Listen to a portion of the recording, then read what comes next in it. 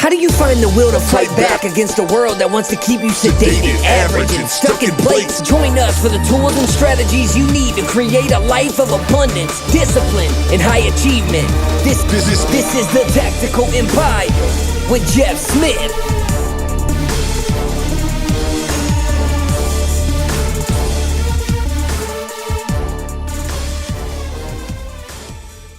Welcome to another edition of the Tactical Empire. Today I am here with a great friend of mine that I am excited to introduce you guys to. He's got a brand new book out. Well, it's out next month, but we're going to discuss it today. It's called Borderline. Vince Vargas, thank you for coming on. Thanks for having me. What's up, my man? How are you? Chilling, dude. Just busy with book promotion and, all the other little irons in the fire, trying to get them all to stay successful or get successful or whatever. Sure. Tell me what's been going on. For those of you that don't know, he's been on the show before, but this guy is a giant celebrity. And I wouldn't say that. Oh, man. Yeah, let's see. So since the show ended, I was on the show. For those who listen, probably don't know, I was on a show called Mayans MC. I was one of the Mayans on the show.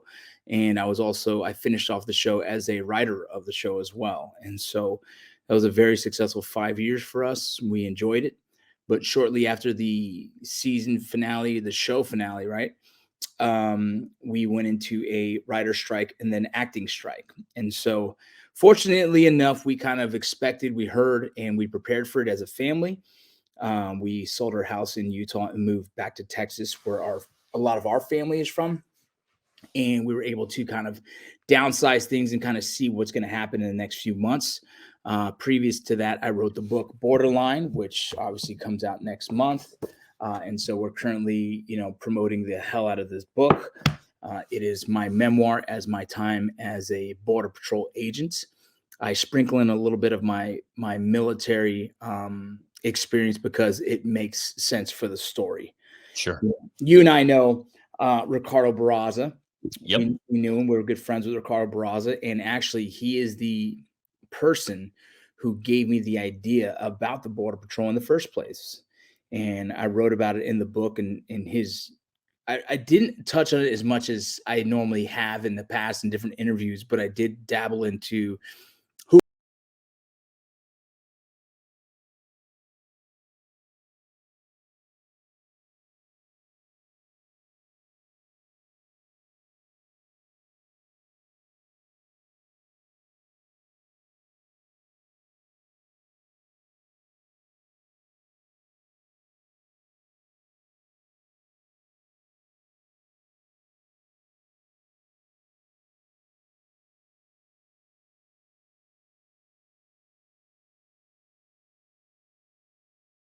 There you go. So yeah, man, crazy timing for this book though, because it is referencing the southern border, right? And as many people know, I mean, there's a lot of shit going on down there right now. You've been down there a few times, right? Mm-hmm. Yeah, I'm actually heading out tonight to Calexico now. Oh, really? Yeah. Really, Yeah. man. So tell us, for those of us that are not at the border and that get kind of half-assed truths from the news, what is going on? Yeah. Well, that's a hard thing, man, because, you get people who just take the news as facts. And you and I both know that's not so much the case anymore. A lot of them are pushing a different agenda, whether it's left or right, it doesn't matter. They're pushing an agenda. Yep. The truth is sprinkled in a lot of it. And so right now, we do have a massive influx of illegal immigration coming across the border right now. A good majority of them are claiming asylum, right? Asylum seekers. And so the process that United States of America currently has, or the policies that are put in place, is that we address those and we take them very seriously. And so the problem that you have with that is that we have such a massive influx that we don't have any kind of structure that is capable of managing this many people. Mhm. In the past month, I think just one sector alone has taken in over 10,000 individuals, right? One sector, that's in 30 days, 10,000 individuals have come across and have given up, right? And allowed themselves to be processed through our process. And since it's so overwhelming, what has become the norm is giving them an NTA, a notice to appear, and they're released. There's government, there's nonprofit organizations who are giving them, money, phones, whatnot, and for whatever reasons, right? It's not like the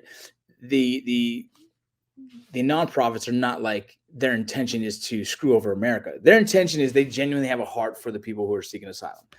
But unfortunately, that comes in the masses of numbers, and I don't know if they're thinking about the repercussions of what that can cause years down the road, if not now. Currently, right, it's overwhelming several different systems. It's overwhelming different cities, and resources are becoming depleted. And so in for the Border Patrol standpoint, it's overwhelming for agents, right? Agents are feeling that they are kind of handcuffed. We're not doing what we said we were going to do. We were essentially just letting them walk in, they're being processed, and then they're walking out the back door, essentially. Yeah. And so that's why the morale for the Border Patrol is so low. The other side of it is like the American people are blaming the Border Patrol. Well, why don't you do something about it? I was like, what do you mean? How are you going to tell someone who makes enough money to pay their rent, and if you lose a paycheck or two, you're going to lose everything, and you're going to tell them to turn their back on their job that pays the bills for their family, right? And so it puts them in a kind of a tough spot. And then you have other governing officials or law enforcement agencies that have different orders. So for Texas, for instance, you have the Border Patrol, who is ran by the federal government, but then you have the Texas state sheriffs, who are state. And so if the state political officials are saying to do one thing, but federally the Border Patrol is not supposed to do that, well, then now you kind of have a conflict of interest down at the border. And so you have things that are like, and it's not a bad relationship between the two. They all want the right thing. It's just they're all going about it the way they believe is right. And so when you have images like the Border Patrol agents cutting the barbed wire, that's some bad PR for the Border Patrol agents on the optics side of things. People are like, why is the Border Patrol just cutting?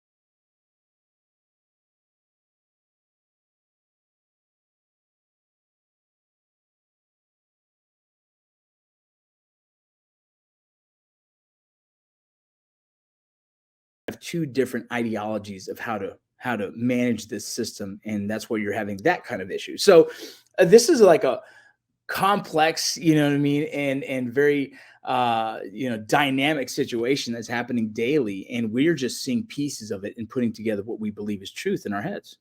People have no idea how complicated it is. I mean, I live in Houston, and we've got houses in Houston that the coyotes will bring them to, and then transfer them out if they can pay their debt and other things. I hunt down in South Texas, and I have seen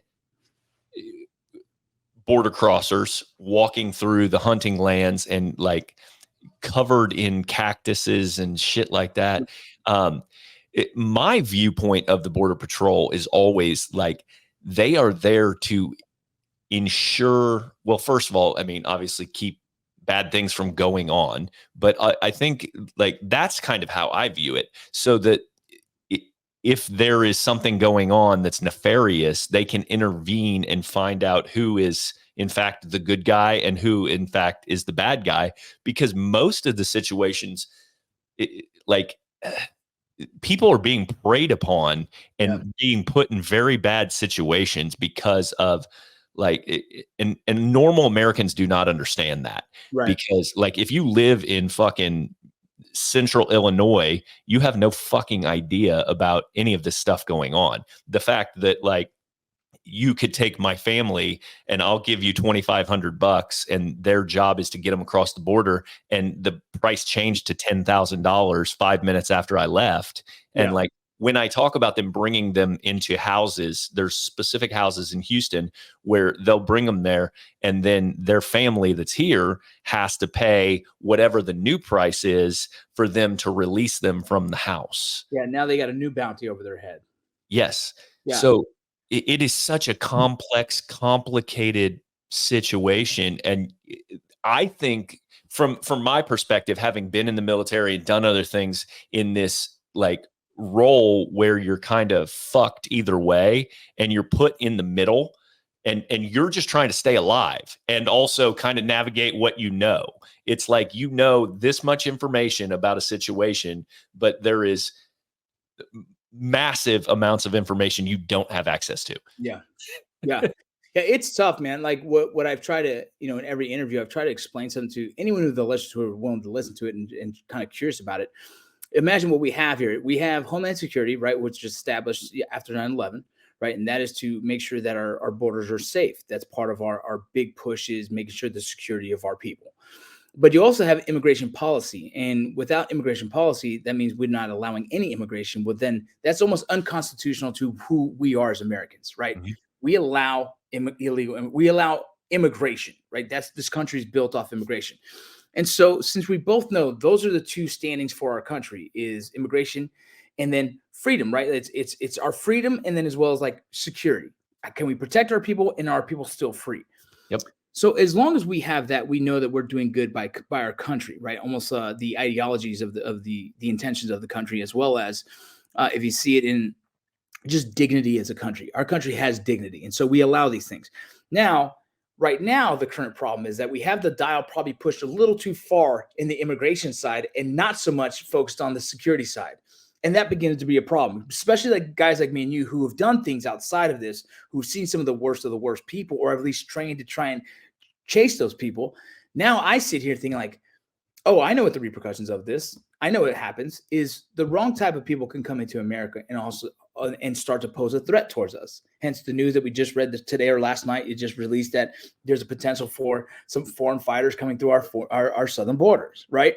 And so when you have the dial pushed too far focused on immigration, and as well as incentivizing illegal immigration, well, then you almost lose the case for even having an immigration policy, because currently it's such a giant loophole and easier to manage by then just coming across illegally, because why not? In 3 days, we'll be released into the United States, and then we'll have to wait for our turn to see our immigration judge. And so now that currently we have it incentivized, it does pose a threat to the American people, but also it makes it really hard for the agents to do their job and feel good about what they're doing. Yep. I'm sure. I mean, I can't imagine how low the morale has to be right now. Yeah. Because like I said, they are just stuck in the middle, and good or bad. I mean, unfortunately, we've seen this in the military. Oftentimes you're held up to be the responsible party, even though your hands are completely tied, like you were talking about. Like, right. There was a previous chief of the Border Patrol. Currently, there's Jason Owens, Chief Owens, incredible guy. But before him, there was Ortiz. And Ortiz mentioned in conversation, like, look, even the chief of the Border Patrol might not necessarily agree what executive order is being put into place. Remember when we had Title 42, that big ordeal. and it could be title anything, whatever executive orders put into place. The Border Patrol doesn't have to agree to it, but you have to abide by it because that is an executive order put down by the administration. Yeah. And so if someone does have pushback and say, hey, I don't want to do this, fine. They're just going to fire you and put someone else in there who will. Who will do it. Yep. Right. And so you have to understand, like, just kind of the bureaucracy of this is that whoever's in place is genuinely having to play two cards. They want to make the administration happy, but they also have to manage their people beneath them. They want to make sure that their people are happy, safe, like first and foremost, safe. Secondly, like we need to keep the field filled with boots on the ground. We need to continue the job. And so we're having this big issue with recruiting of the Border Patrol. We're having a big issue with boots on the ground morale, right? And we're having an issue with people understanding the career field and the challenges it faces. Like this is genuinely out of our hands. However, the Border Patrol as itself, and I say we as if I was a Border Patrol, they're doing everything they can to stop everyone they possibly can. After that, it is not the Border Patrol's job to make a determination on their case. That gets handed off to the ICE, and then ICE hands off to the immigration judge. And so after apprehension, right, it's out of our hands. Done. Yeah. Yeah. Oh man, it's such a complex issue, and I think that people have no idea what's happening just because it's not being. It seems to be not being reported on very much to normal people. Yeah. I mean, I'm pretty plugged in because I pay attention to that shit. But like, I think if you were an everyday normal person watching the normal news channels on like terrestrial radio and the news, I don't know that you would have any idea that 10,000 people were processed in one station in the last 30 days. And for context, guys, there's 5 or 6 of those stations, correct? Yeah, there's more than that, actually. Yeah, it's kind of wild. So for the processing stations that they've just created, yeah, there's probably 5 or 6, I think maybe even 7 now. But you're talking sector wide, right? So that's just Del Rio sector. They just posted that, right? Then you also have, you have San Diego sector, you have Yuma sector, you have multiple different sectors across the border, and they're all pushing pretty massive numbers, Right. But Del Rio right now is currently getting hit the hardest. And people don't really actually, I shared it's funny, just for example, how many people don't really get it. I shared from a Border Patrol page, and I think that one was Yuma sector. I have to double check. I just shared their numbers because now they're starting to post their numbers because I've been mentioning like, hey guys, why not make it transparent? Why not show the numbers so people understand what is happening? And it's really cool to see their social media starting to use that. So they're using their social media to push, here's the numbers. Here's what we apprehended today. Here's how many on the FBI list. Here's how many people that were pedophiles, things like that. So it's really good to see that because I think the transparency is very important for the American people. But when I posted that, one of the guys says, oh yeah, dude, no, that's not, the news is BS. They're just fear mongering. I'm like, this is the Border Patrol station giving you their actual numbers. There's nothing that they get out of showing you these numbers. Right. This is just numbers. All right. And there was a number that came out the other day. It says since the Biden administration, and again, I'm not attacking nobody. I'm just saying the numbers that came out said since the Biden administration, there's been over, I think it's something like 1.5 million documented gotaways. And a gotaway, essentially for us, the way we document gotaways is if we pick up tracks down at the border, right? We pick up footprints. We're like, hey, we got about 5, right? And you start tracking those footprints all the way down to a road. And if it looks like it doesn't pass the road, we determine based on the foot traffic that they've been picked up. Yep. And that's considered a gotaway to us. And there's multiple different versions of that, right? But gotaways. And so we'll call it in and say, hey, I got that group of 5 I was tracking for the past 3 hours. We're going to mark them as gotaways. I just got to highway, 277, whatever, and I'm not picking it up anymore. Okay, cool. So for common senses, they got picked up. So those gotaways are tracked as well, right? And people don't want to understand that, but like those gotaways are tracked to a way where now they're saying since the Biden administration, there's over 1.5 million documented gotaways, which I could be lowballing that number, but that is so in my head. It's like, yeah, we've apprehended a ton. We've apprehended a ton, and we've processed a ton, and they've gotten their notice to appears, right? And in there, you're able to grab these FBI most wanted lists, these exotic potential terrorist lists, all these guys, right? But what about the 1.5 we missed? Mm-hmm. That's the fear. That's what us border patrol agents think of every day. That's why we're out there working and trying to catch every single person, because you never know who's that one who's going to bring a threat to our nation. Well, I think that's what people don't understand that are normal, everyday people that don't. I mean, that's my concern more than anything. They're already here. I mean, my numbers that I've seen are like, we've let 6 to 8 million people come in the last 2.5 years. 8 million people.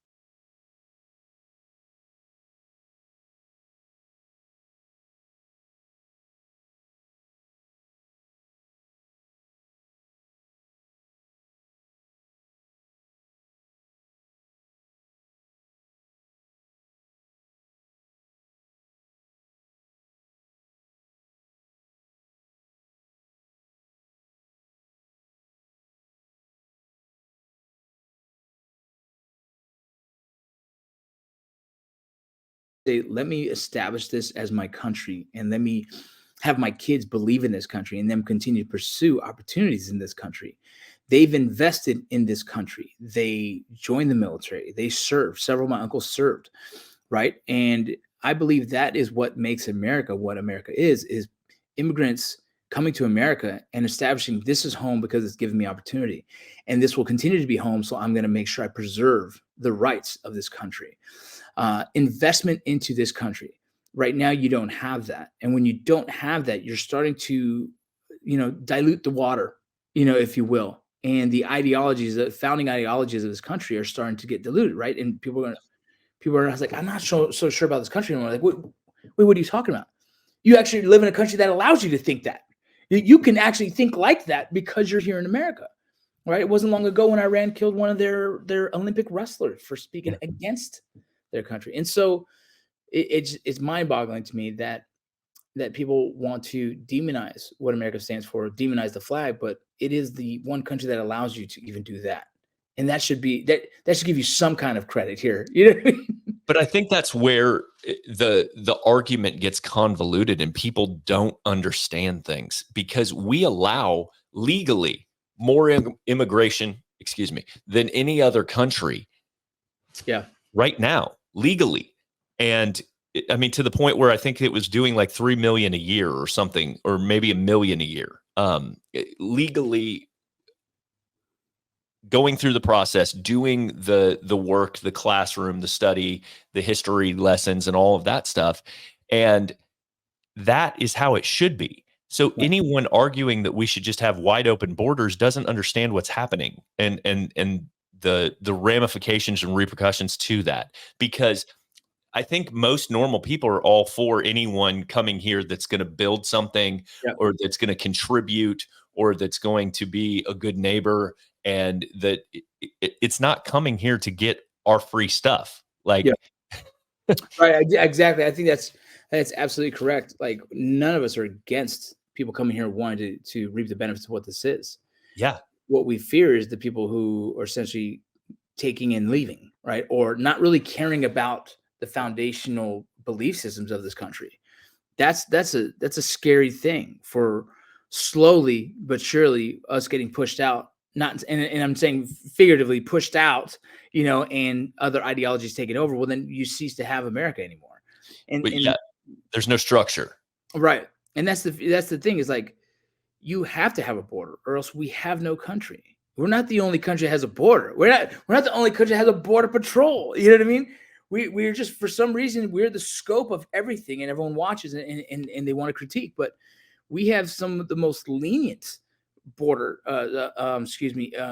immigration policies there are. Try and go to Canada. Have fun with that one. You know what I mean? Canada is one of the most strict ones. Yeah. Anytime, if you have a felony, you ain't ever going there, right? I know so many actors that have felonies, whatever it may be, but they'll never work in Canada for the rest of their life, because Canada says no. Boxers, MMA fighters, they'll never fight in Canada. Nope, they don't do it.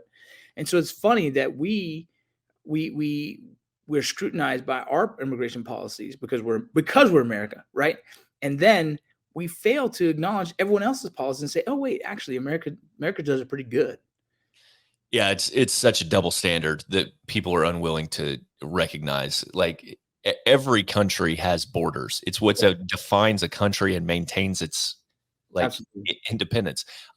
So tell me this. Let's do a little speculating. Yeah. How do 8 million people get to the border? Yeah, that's a tough one. That's the $1 million question that I'm not seeing anybody report on outside of, I've seen a couple videos that are unconfirmed based on certain people of the global elite are loading up these debit cards and getting yeah.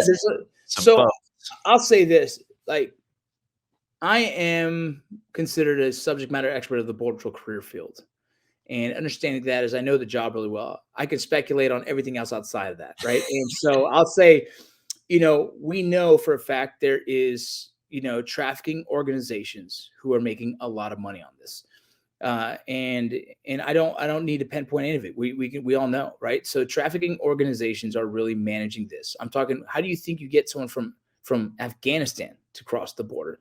How do you think you get someone from Africa? Financially, someone's paying that tab, and that's a pretty expensive tab. And so the trafficking organizations have a well devised business, and they're doing really well in that, and that's how you're getting across. And then there's some people who are avoiding it completely and just like jumping on trains and moving forward like they have for thousands of years, right? Yeah. Like they have for hundreds of years. Let's just keep going north, and when we get to Mexico, we'll figure it out. But as you start getting into these Mexican cities, they start getting, they start communicating with trafficking organizations, and the trafficking organizations don't have good intentions, right? This is a business. And so they don't really care if these individuals get across safely. They just say, hey, I get paid for the effort. I get paid for the effort. And that's what it is. And so that's where guys like me who are in Borstar find it a very profound and meaningful job. Is we know how many of these migrants are taken advantage of, and our job is to do everything we can to save lives. We want to mitigate the loss of life. And so in Borstar, our motto is so others may live. And we'd spend many, many hours out in the middle of the ranches at 115-degree weather looking for scattered groups, because the coyote got scared. The coyote, the individual who's smuggling them across, got scared and left them to high and dry, in the middle of the night. And so then the morning comes, and the Texas heat in the summer, 110 sometimes. It only takes about an hour, 2 hours for these people, these individuals, to lose their lives to the exposure of the heat. Yeah. And so, I'll say Del Rio sector alone lost, I think it's 247 individuals lost their lives due to the weather or drowning. Mm-hmm. Right. And a caveat to that is, imagine agents daily have to walk up on these dead bodies and manage these scenes. And for anyone to think like their job is not challenging, their job is probably the most emotionally challenging, pulls them in so many different directions. You want to protect this country, but you also, it is not easy to see a loss of life in front of you. Sure. Family members, mothers, kids, and having to pull them out of the Rio Grande River, having to, and that's not because for any other reason. They just attempted to cross, not because we scared them. No, because they attempted to cross, and they didn't expect either the water to be as deep or as fast, the current. Yeah. It's like the reason why I wrote this book, Jeff. Like, me, dog. You know me. I give a shit about people. I don't care who you are. I care. And I saw what was happening publicly through the media and the scrutiny that the Border Patrol was under, and from every angle. And I was like, I don't know what I can do, but I got to do something. And so my whole objective in writing this book was to highlight their career field through my story. And it wasn't to say how cool of a career I've had. It's to say, here's me in my boots explaining the career field that everyone does daily. I'm just a conduit to giving that story. Yeah. You know what I mean? This story's not about me. This story's about the agents. They're going to see their life written in these words, and they're going to be like, damn, I'm glad someone has a voice for us, because we can't say it. That's important. That's important, though. And you're using your platform to build up other people that are serving selflessly every day, right? Yeah. And I mean, that's exactly what I would expect from you, knowing you as well as I do. But like, it's also very important because the message needs to get out there. The truth and the information needs to get out there so that people can make more informed decisions rather than just be spoon fed like what's going on and who's the bad guy. And Absolutely. it's not as simple as like it's made out to be. Right. It can't be explained in a 3-paragraph article. Yeah. And I tell people that it's not a 1 + 1 = 2 answer. This yeah. is a recipe for a cake, and you fuck up anything, it all goes wrong. Yeah, that's so true. That is so true. Man, I love that you're out there continuing to do good. I had Greg Anderson on last week, and like another kick-ass dude, another kick-ass second bat Ranger. And he was able to do the same thing for the police as well and kind of give them a voice. And so you speaking for Border Patrol and writing this book is super important, in my opinion, so people can have a better understanding. And I think it's important to continue to highlight veterans that are doing great things. Because I talk all the time with people about like the negative misconceptions about veterans, and there's a lot of us out there like doing a lot of shit. A lot. And so, like, I mean, you guys are winning big, and I love seeing it. And I just, what's next for you, man? You're writing this book. You're promoting this book. You blew me off last week for Jocko, so fuck off on that. I said, bro, I have to choose one or the other, you know. No, dude, we're doing the book tour with the podcasting. We're doing that everywhere. The book, I've actually written a TV show based kind of on the concept of the book a little bit. So we're working on pitching that out to Hollywood. Hopefully, I think it's the most human and the most American television show you can think of by involving the immigration process, involving the dynamics of the border, involving all the drama with everything else that goes on. And so we're working on, still the Hollywood scene is still our thing. You know what I mean? I'm writing it a lot and working on a few projects, hoping that they get greenlit for the next year, for 2024. I'm still working with the Border Patrol currently, close hand. I'm helping in their communications department. Essentially, I'm helping with also morale. And so I created Light the Fuse, and Light the Fuse is a wellness retreat weekend we created for men and to focus on different modalities of healing. You know, in my years of trying to figure myself out, I realized there's a lot broken inside of me that I had to heal. And I was avoiding it for so long. I'm now 40 years, 4 months sober. And thank you. And then that is one part of my growth. And so I've done different modalities of healing. So I've created a weekend of healing for men, and I introduce them to a lot of different modalities so they can take a choice on what they want to continue to pursue. It's a place where, you know, we can kind of let the guard down a little bit and just be human and be around other men and community. And it's a really gorgeous event. We have another one coming up in April. I'll be posting those dates here soon. We're just finalizing some of the funding. I just recently acquired a percentage of a company called Local Patriot Coffee Company. And so we're excited about that. We're hoping to, we'll have some meetings in Texas here to hopefully open the first one here in Texas. And that's exciting. And, you know, there's several other businesses, you know, I've been kind of, you know, trying to snag a little here, a little there, working on my portfolio for the future. You know, several really successful businesses out there that I've been very fortunate to come in as a partner. And we're just continue to try and keep it going, man. Like, my goal is to use my writing in a positive way. Once this book is done, I have another 2 lined up behind it that I'm starting to work on. 2 more books? Oh yeah. Oh, I won't stop. I have a lot of ideas, but I got 2. They're already fleshed out and outlined and everything. Oh man, that's awesome. That is awesome. I love to hear that. Especially the business ventures. That's fucking great. And you guys relocated to Dallas recently, right? We did. We love it, man. It's been a great community. Man, it's been outstanding. I got to get you out here on my podcast. That's right. I got the podcast stood back up again, so you're gonna have to show up and sit down and join me in my room. All right, man. So I can do that actually whenever. I'm up there next week. I will. Let me know. I'll check my schedule. Okay. So Light the Fuse is that's the event you sent me the videos for, right? Yeah. And like the cold treatments and all that. Yes. Yeah, yeah.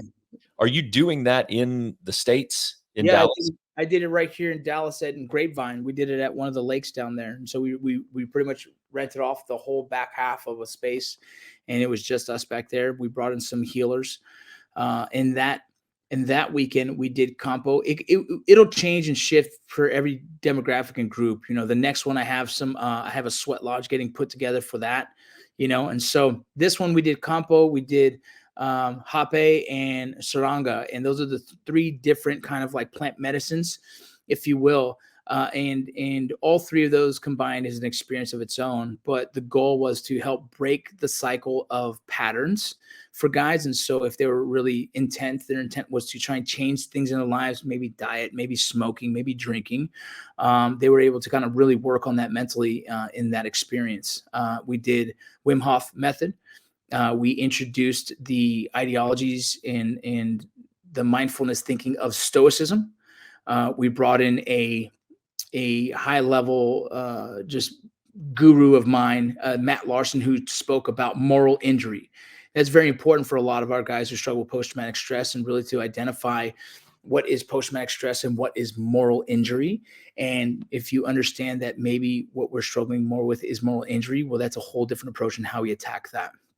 We brought a counselor who spoke on EMDR, and so he's opened himself to teach, and not to teach, but to put several of the guys through EMDR. And we had a couple of physical fitness instructors there. One was focused on powerlifting, the other one's focused on dieting and weightlifting. And so really a well-rounded group of individuals who are experts in their field to kind of give people a well-rounded experience. You know, when you look at life, you know, I see it as kind of like 5 areas: mental, physical, emotional, spiritual, and then professional. And if you look at those 5 areas and you kind of address what are areas that are kind of falling short, we can address those with different resources we brought. And you know, I think the whole experience of itself was spiritual. And so all that combined, we brought in a couple really beautiful guest speakers, and it was a powerful weekend that I think most of the men didn't know they were getting into and walked away saying, when's the next one? That's amazing, dude. Like, I love it. I love it. I'm so glad you gave me the breakdown of how it went. Cause you're speaking my language. I love all that stuff. I have to hook you up with Dr. Chalmers up there, because he's taken vets, to Mexico to do the treatment that they can't regulate it or whatever in the US. And so taking them down there. But you guys need to connect. I will definitely make that connection for you. Are you, who's open for Light the Fuse? Is it anybody? Is it all comers? Yeah. Originally, we created like a only veterans group, but you know, through my time as a law enforcement officer, I started to welcome more law enforcement officers, and then we completely revamped it. It's for men who struggle, men who are looking for healing. It's more of an accountability circle than it is anything else. I don't like to call it mentorship. It kind of made it hard for me to like. I don't want to feel like I'm a mentor to anyone. I almost want to feel like we're a team and working through it together. And so we changed the name to Light the Fuse Accountability group, and we have a group that is just like a free Facebook page of just men just kind of pushing each other along. We have a paid section, and that's a little bit more intricate, and then we have our retreats. And so all around, we're there for any male who is looking for a support system of dudes who are not victimizing themselves, we are holding them accountable. If they say they want to do some shit, do it, and we're going to push you through it. I just refuse to be another veteran or male group that lets you wallow in your sadness instead of like taking action, right? Like someone comes to me and goes, "Hey, I'm getting divorced." I'm like, "Cool, what's next?" That's what I say. What's next? Okay, here's the plan that you're going to have to figure out your finances, figure out your kids, figure out yourself, right? I'm always like, cool, that's done. What's next? How do you get better? I've been through this shit, right? You've been, you know that, right? And so I've learned that we can't sit there and wallow in our sadness for too long. You accept it, and then you have to move forward. And in our group, we push people moving forward. I love it, man. Our missions are so aligned. I mean, that sounds, mine's a little more financial heavy on the Tactical Empire, but I mean, it's the same thing. I'm trying to, it's a group of men that are trying to be great dads, great husbands, and make a lot of fucking money.